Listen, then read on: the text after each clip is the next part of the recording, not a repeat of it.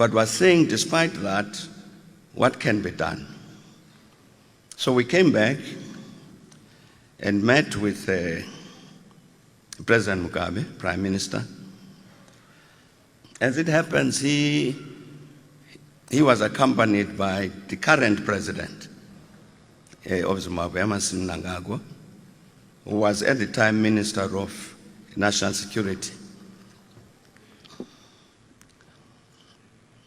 And so OR says to Prime Minister Mugabe, we can operate. So Prime Minister Mugabe says, well, okay, if that's your decision, fine. Now, why don't we arrange that Thabo here and Emmerson must sit together and work out how you are going to operate. Now, comrades, I'm saying all of these things. I don't think they've been said before.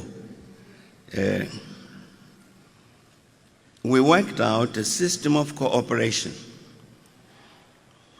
which meant Zimbabwe Defense Force actually moved a battalion of the army to the banks of the Limpopo.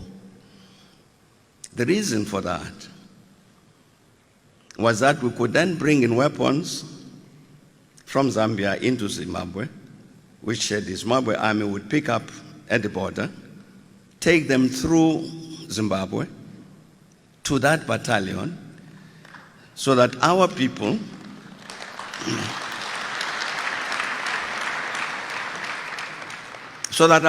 would then come into Zimbabwe carrying no weapons.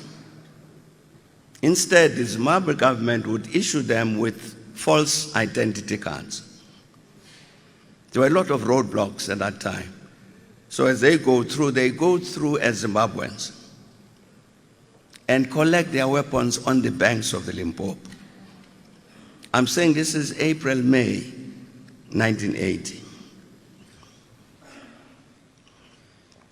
There were other decisions that were taken, like the Zimbabwe government would issue us with passports which identify some of us as Zimbabwean,